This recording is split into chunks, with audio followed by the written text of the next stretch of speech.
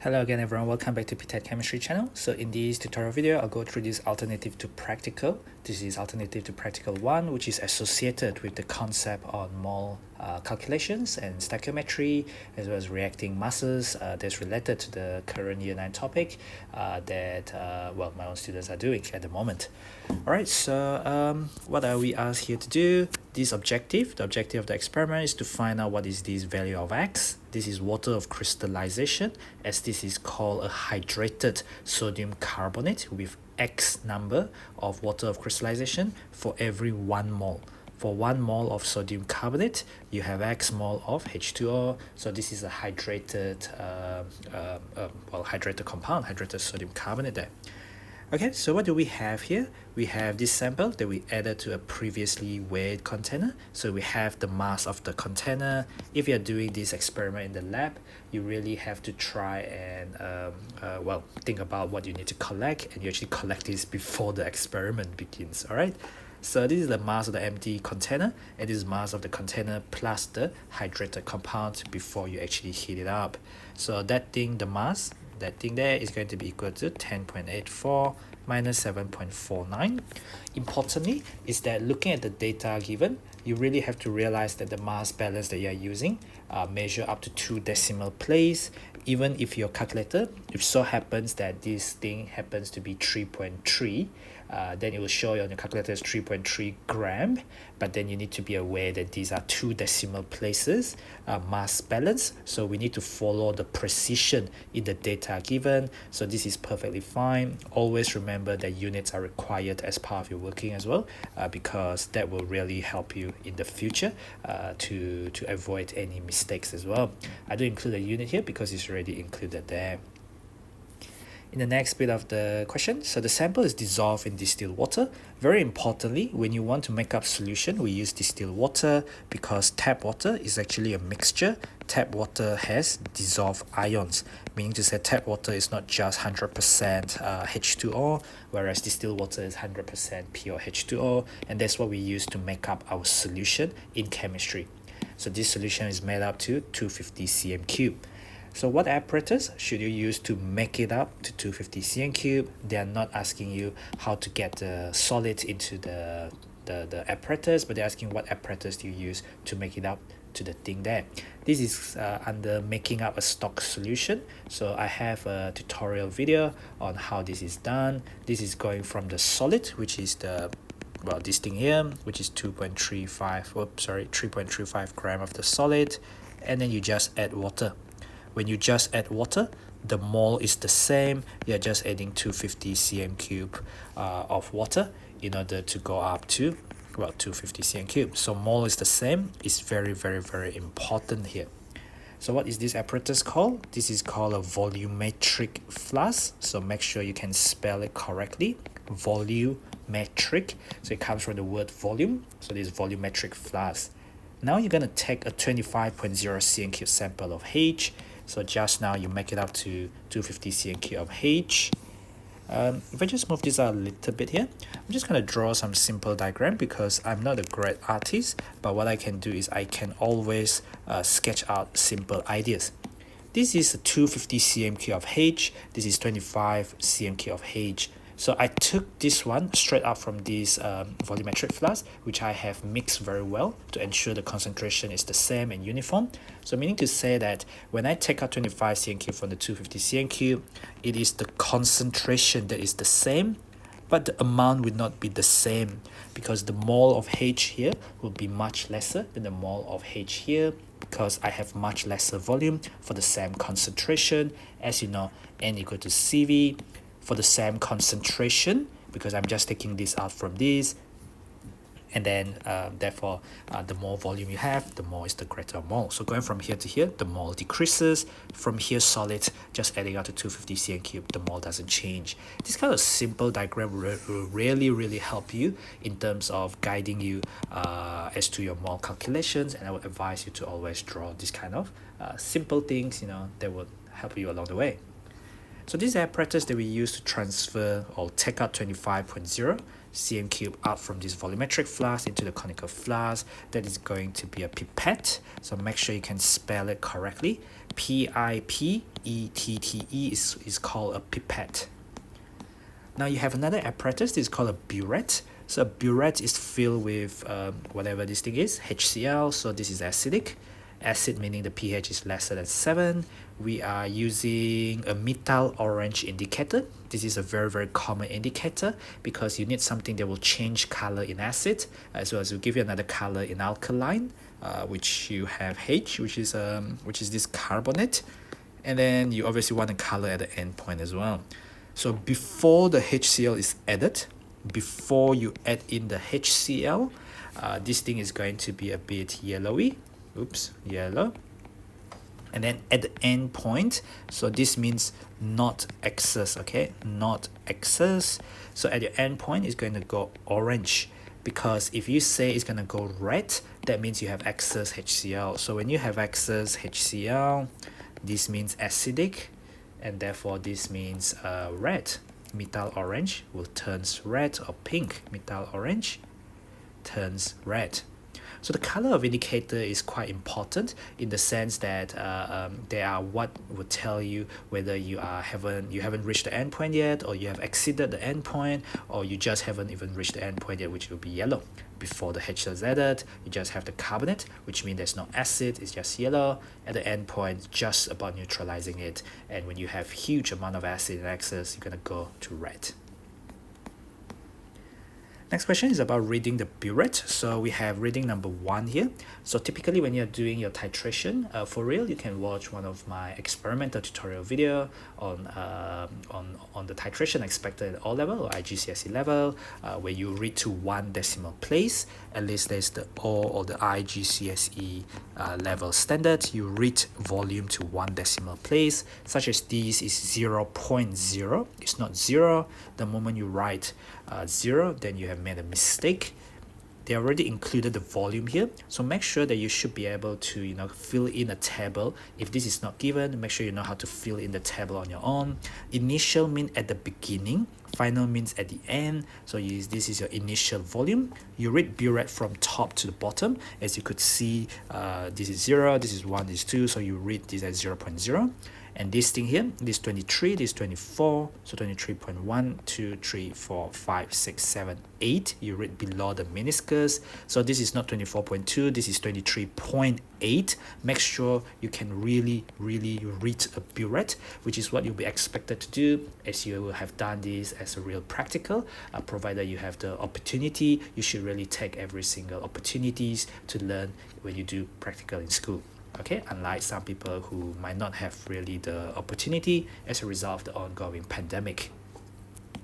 The next reading, so this is the initial reading, 24, 25, so this is 24.1, 24.2, 24.3. That is my initial reading for reading number 2, so 24.3. My final reading is 47.1, 2, 3, 4, 5, 6, 7, 8. So it's not 48.2, it's 47.8. Make sure you can really read it.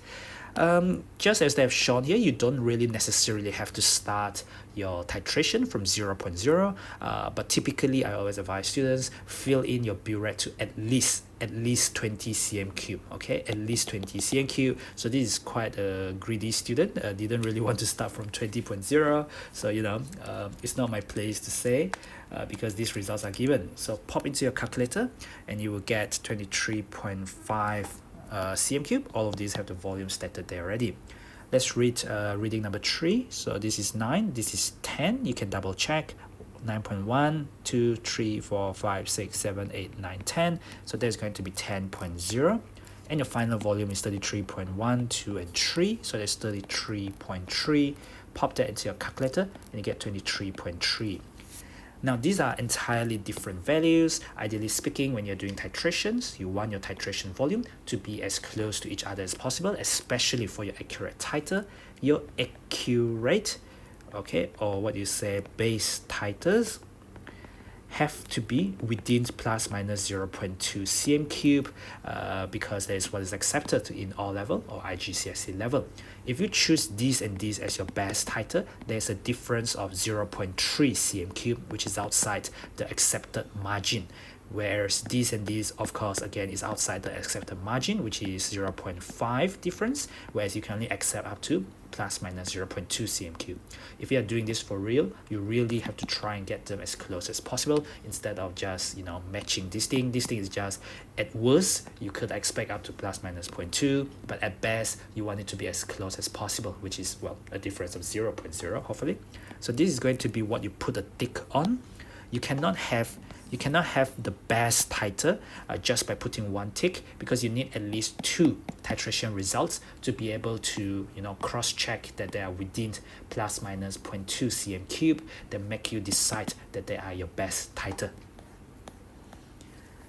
Now that is what they have asked you to do. So now using these results, the average volume. So a lot of students would just press their calculator straight away.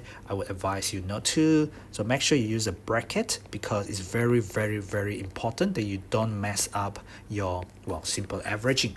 So if you forget the bracket, the new type of calculator would really, what you're doing is you press 23.5. If you don't believe me, you press 23.5 plus 23.3, and straight away you do divide by 2.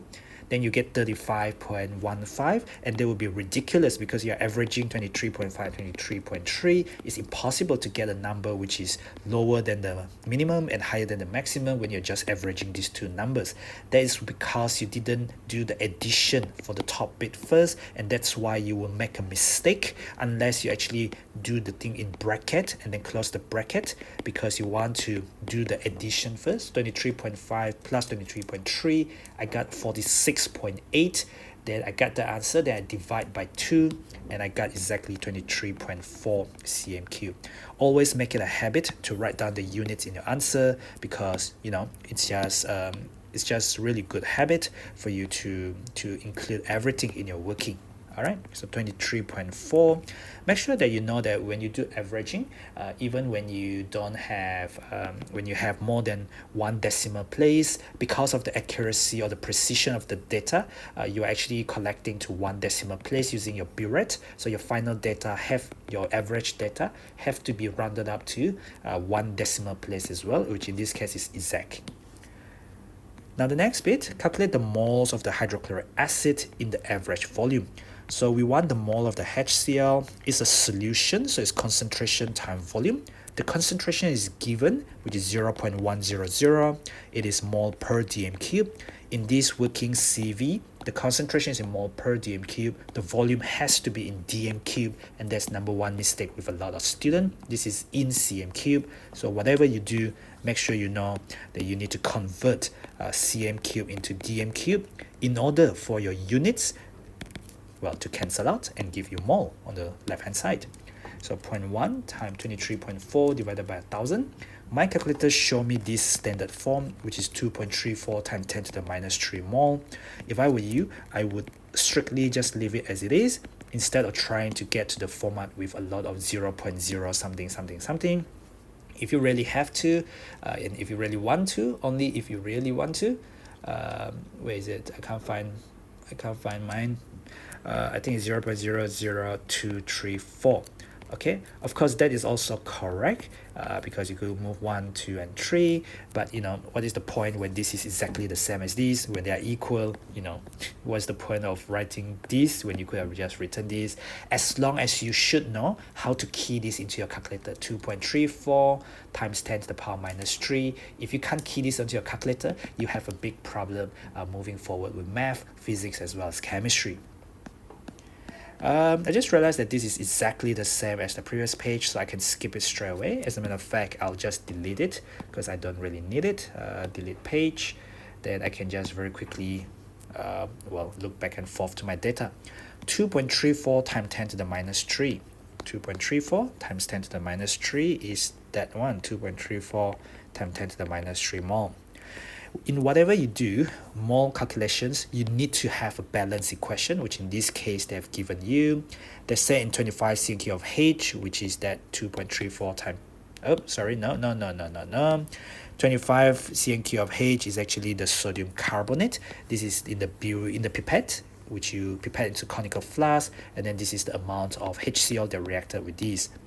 So I want the mole of the sodium carbonate. Then I express my mole as like that. I label them, and then I look at the balance equation. There's 1 mole of sodium carbonate that reacts with 2 mole of HCl from the balance equation.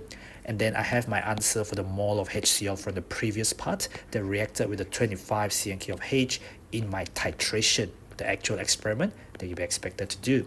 My carbonate, I just need the mole. I don't need the concentration, I don't need the anything.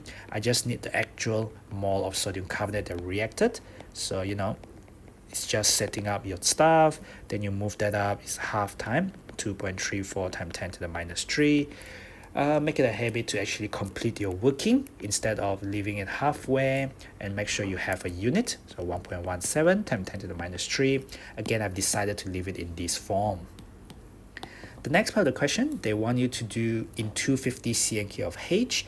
If you remember what I did previously, I'm just going to copy paste what I had drawn, my very simple diagram here, which is this thing here. So I'll just quickly copy it so I can just paste it all the way down here. Okay, so what do I have here? So I have the mole of sodium carbonate in here, but this is in 250 cm³. If my concentration is the same, so N equal to CV, if that is the same, then N is directly proportional to V. This is a mathematical relationship from lower secondary. You will have learned it in physics as well. Directly proportional means in 25 cm³ of H, I have 1.17 times 10 to the power minus 3 mole of H. Therefore, in 250 cm³ of H, I would have more number of moles because I have greater volume by a certain factor. Therefore, my mole would be much bigger. So that is mole times 250 over 25. This is the factor, is 10 times bigger. So that is going to give me, well, whatever my answer was, and then multiply by 10, because 250 divided by 25 is 10, and I will have my unit. So 0.0117. So I have my mole of H in here, which is equal to the mole of H in here. This is the gram of the sodium carbonate dot XH2O. This is a solid, it's not a solution, this is a solution. So what can we say? 1 mole of Na2CO3 is produced from 1 mole of that hydrated compound. Use this information, your answer to A, your answer to G, to calculate the MR, relative formula mass is the MR of that whole thing. This information, basically, 1 mole of this will give you 1 mole of that. So the mole of the solid, which is this hydrated stuff, 3.35 gram, your answer to A. So the mole of Na2CO3 dot XH2O is equal to the mole of H in 250 cm³, which is here in 250 cm³ is equal to the mole of H there, because all you did was just adding water. So what do we have? We have the mass from part A, which was 3.35 gram. So 3.35 gram on the left hand side divided by the MR, because that's what they want me to find. This is mass over MR is equal to the mole of the solid you use. And then on the right hand side, I have the mole of H in the solution in 250 cm³. So very easily, well, I hope it's easy enough that you could see the mathematical relationship. So 3.35 divided by your answer from the previous part, I get 286.3. I will run it up to 286, and this thing actually has a unit of gram per mole because it's the mass for 1 mole of the substance. That is how you define relative molecular mass. Okay, I'm sure if you don't have the unit, that will be alright as well. I'm simply rounding up my answer to 3 significant figure as appropriate given what I have from the previous data. So you see 1, 2, and 3 sig fig, 1, 2, and 3 sig fig, 1, 2, and 3 sig fig, and so on and so forth. Candidates should know what is appropriate number of significant figure based on the data given. Now use your answer to H to calculate the value of X there. So they've given us molecular masses or relative atomic masses because we are not given periodic table. In a paper 4 setting, there's no periodic table given. That's why they're giving us this information. So if the MR is equal to 286 is equal to the sum of the individual relative atomic masses. So I have 2 sodium, so 2 times 23. I have 1 carbon, 1 times 12. I have 3 oxygen, 16 times 3. And then the dot mean you add the masses together, and I have X I have X number of water. So I have 2 times 1 plus 16 times 1. There is the MR of water. And I have X number of water molecule. So 2 times 23 plus 12 times 1 plus 16 times 3. I get 106. So 286 on the left equal to 106 plus 18x. 18x is 286 minus 106. Whenever you want to use the term equal, be very careful that you have actually an unknown that you are trying to equal to, because an equal sign without an unknown is just ridiculous. All right, so this has got to be a whole number, and that's the end of that 14-mark question on this alternative to practical, which is a very good question on titrations, which is one of the methods you can use to determine the value of this water of crystallization. The other method, of course, is using gravimetric analysis, which we will see in another alternative to practical paper, as well as one of the practical experiment which you had actually done a few weeks ago. All right, thank you for watching. Don't forget to click the button on the bottom right to subscribe to the channel, and follow me at ptet.chemistry. That is ptet.chemistry on Facebook, Instagram, and Twitter. Thank you for watching.